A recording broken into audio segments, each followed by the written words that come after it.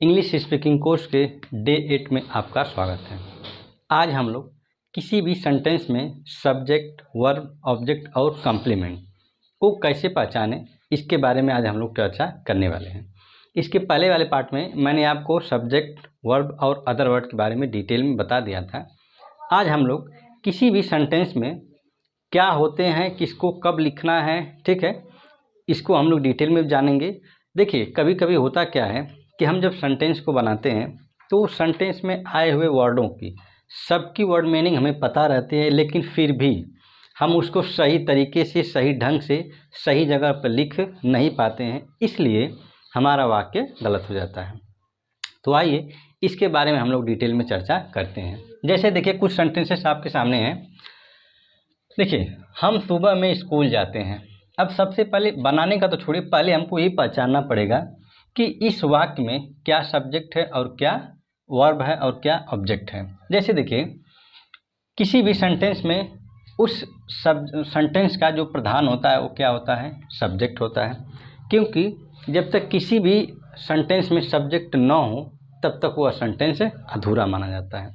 जैसे सब्जेक्ट क्या क्या हो सकता है, वो सजीव भी हो सकता है और निर्जीव भी हो सकता है। जैसे हम कहें कि जिसके बारे में बात की जाती है वो सब्जेक्ट होता है, या जो कार्य को करता है वही सब्जेक्ट होता है। तो देखिए, सब्जेक्ट हमेशा पहले हूँ ऐसा कोई ज़रूरी नहीं है। सब्जेक्ट पहले भी हो सकता है, बीच में भी हो सकता है, बाद में भी हो सकता है, सब्जेक्ट कहीं पर भी हो सकता है।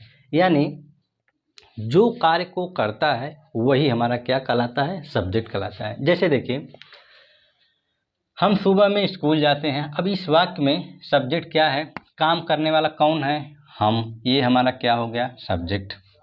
इसके बाद देखिए, इसके बाद रूल में क्या लिखा है, वर्ब। वी का मतलब होता है वर्ब, वर्ब का मतलब क्रिया। जैसे कहें कि हम क्या करते हैं, जाते हैं। पहले तो हम जाएंगे ना, इसके बाद फिर पहुंचना ना पहुंचना ये तो बात की बात है, लेकिन फिर भी पहले हम कोई कार्य करेंगे। तो देखिए, जाना एक क्या है, क्रिया है, और कहाँ पर जाना है, स्कूल, ये हमारा क्या है, ऑब्जेक्ट है।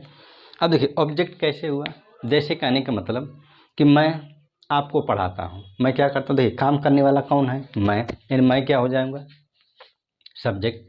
क्या कर रहा हूँ, पढ़ाने का काम यानी टीच, और किसको पढ़ाता हूँ, आपको, तो आप हमारे क्या हो जाएंगे, ऑब्जेक्ट। यानी जिसके ऊपर कार्य किया जाता है वही क्या कहलाता है, ऑब्जेक्ट कहलाता है।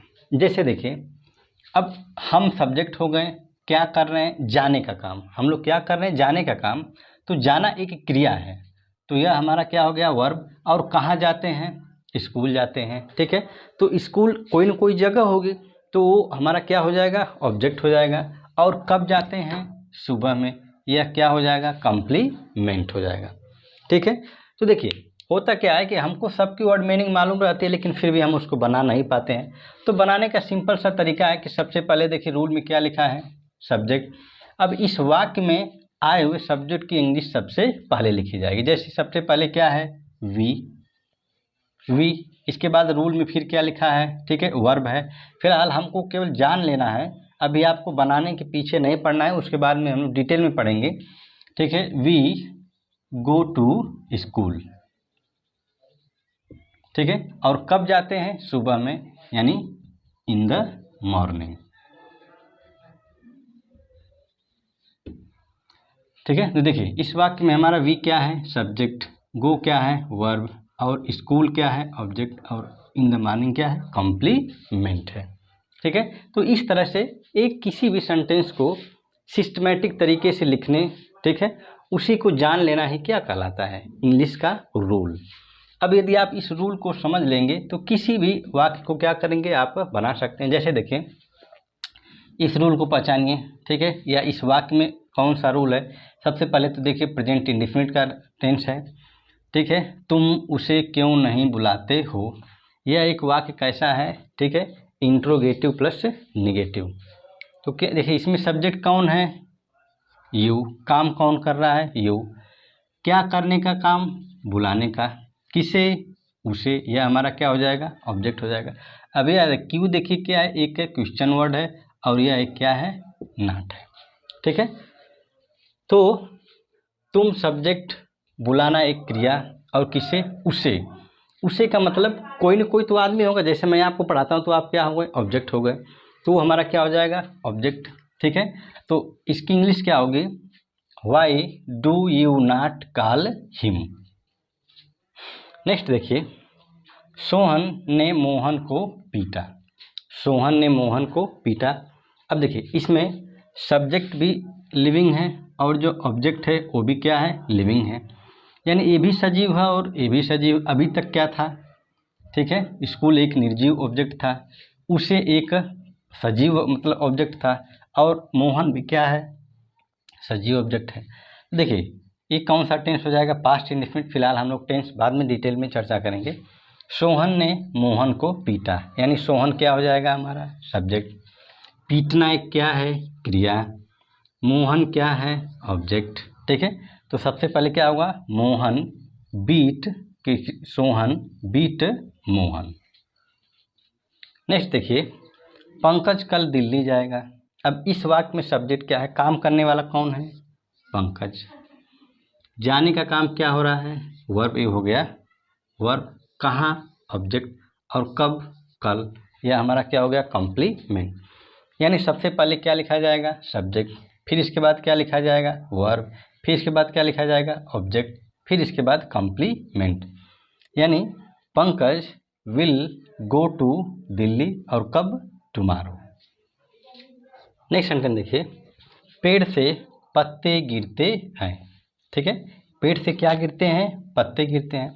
देखिए ध्यान दीजिए, इस वाक्य में पेड़ सबसे पहले आ गया, तो इसका क्या मतलब कि पेड़ हमारा सब्जेक्ट है, जी नहीं, पेड़ सब्जेक्ट नहीं है। बल्कि देखिए गिरने का काम कौन कर रहा है, पत्तियां, यानी पत्तियां हमारा क्या हो जाएगा, ये हमारा हो जाएगा सब्जेक्ट।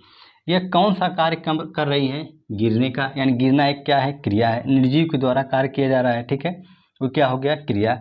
और कहाँ से गिरती हैं, पेड़ से, तो ये क्या हो जाएगा, ऑब्जेक्ट। ठीक है, हमने आपसे पहले ही बताया था, कोई ज़रूरी नहीं कि सब्जेक्ट हमेशा पहले ही हो। ठीक है, सब्जेक्ट कहीं पर भी हो सकता है, यानी जो कार्य को करेगा वही हमारा सब्जेक्ट होगा। तो इस बार कार्य कौन कर रहा है, पत्तियां। ठीक है, तो क्या हो जाएगा, leaves fall of the tree. ठीक है, देखिए इसे हम लोग किसी भी सेंटेंस में आए हुए सब्जेक्ट, वर्ब, ऑब्जेक्ट और कॉम्प्लीमेंट को क्या कर लेते हैं, पहचान लेते हैं। ठीक है, तो आइए कुछ और सेंटेंस हम लोग देखते हैं।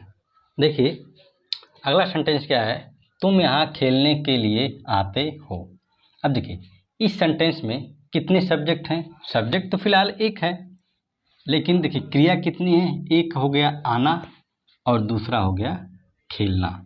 ठीक है, और कहाँ, यहाँ, तो क्या हो जाएगा, ऑब्जेक्ट, यानी सब्जेक्ट, वर्ब और फिर ऑब्जेक्ट।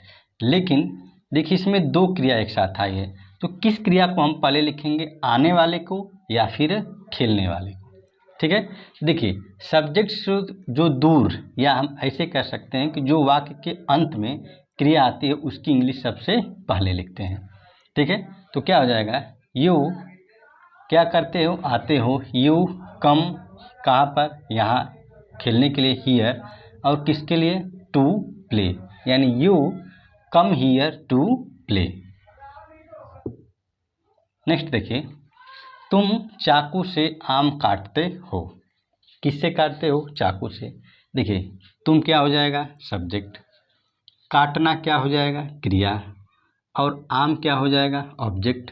किस से, चाकू से। ठीक है ना, तो देखिए सब्जेक्ट हो गया, वर्ब हो गया, और प्रभाव किस पर पड़ा, आम पर। ठीक है, किससे काटा, चाकू से। ठीक है, ये हमारा क्या हो जाएगा, ये हमारा सेकेंड ऑब्जेक्ट हो जाएगा। ऑब्जेक्ट का मतलब क्या, कि सब्जेक्ट के द्वारा जिस पर कार्य का प्रभाव, जैसे कि मान लीजिए अगर मैं आम को काटूंगा तो पहले चाकू को तो पकड़ूंगा ना, यानी चाकू भी हमारा क्या हो जाएगा, ऑब्जेक्ट ही हो जाएगा। ठीक है, यानी यू कट, यू कट क्या, मैंगो, और किस से, चाकू से, तो उसकी इंग्लिश होती है विथ नाइफ, यानी क्यों, you cut the mango with knife. Next देखिए, मैं तुम्हें छड़ी से पीटता हूँ। ठीक है, देखिए मैं तुम्हें छड़ी से क्या करता हूँ, पीटता हूँ। मैं क्या हो जाएगा, सब्जेक्ट। पीटना एक काम है, क्रिया है, ठीक है, तो ये क्रिया हो गई। किसे पीटता हूँ, तुम्हें पीटता हूँ, तुम क्या हो जाएगा, ऑब्जेक्ट हो जाए। किससे पीटता हूँ, छड़ी से, ठीक है, तो छड़ी हमारा क्या हो जाएगा, सेकेंडरी ऑब्जेक्ट, ठीक है। जैसे आई बीट यू, किससे, विथ स्टिक, ठीक है। नेक्स्ट देखिए, तुम उसे रोज बुलाते थे, तुम क्या करते थे, उसे बुलाते। देखिए तुम क्या हो जाएगा, सब्जेक्ट। बुलाना एक क्या है, क्रिया है। तुम सब्जेक्ट। किसे बुलाते थे, उसे, यानी जिस पर प्रभाव पड़ता था, वो क्या हो जाएगा, ऑब्जेक्ट। अब रोज, रोज पे आपका कोई प्रभाव नहीं पड़ा, आप चाहे आज बुलाएं, चाहे कल बुलाएं, चाहे रोज रोज बुलाएं, लेकिन दिन पर कोई प्रभाव आपका पड़ने वाला नहीं है, तो हमारा क्या हो जाएगा, कंप्लीमेंट हो जाएगा। सबसे पहले सब्जेक्ट, देखिए रूल के अनुसार, फिर इसके बाद वर्ब, फिर ऑब्जेक्ट, इसके बाद कंप्लीमेंट। यानी यू कॉल्ड हिम और एवरी डे। देखिए इस सेंटेंस को हम चाहें तो एक और तरीके से बना सकते हैं। आपको मालूम होगा कि तात है, ती थी, ते थी जब भी आता है तो इसको हम यूज्ड टू का भी प्रयोग कर कर बना सकते हैं। यानी क्या हो जाएगा, you used to call him every day, ठीक है। तो देखिए इस तरह से किसी भी सेंटेंस में सब्जेक्ट, वर्ब और ऑब्जेक्ट को पहचानते हैं, ठीक है। तो इसी तरह से पहचान कर किसी भी वाक्य का आप तो ट्रांसलेशन कर सकते हैं। तो देखिए एक छोटी सी वीडियो थी, मैं उम्मीद करता हूँ कि इससे कुछ न कुछ आपको सीखने को ज़रूर मिला होगा। और यदि वीडियो आपको पसंद आई हो तो वीडियो को लाइक शेयर ज़रूर करें और कमेंट में ज़रूर बताएं कि वीडियो आपको कैसी लगी हो, ठीक है। तो फिर मिलते हैं नेक्स्ट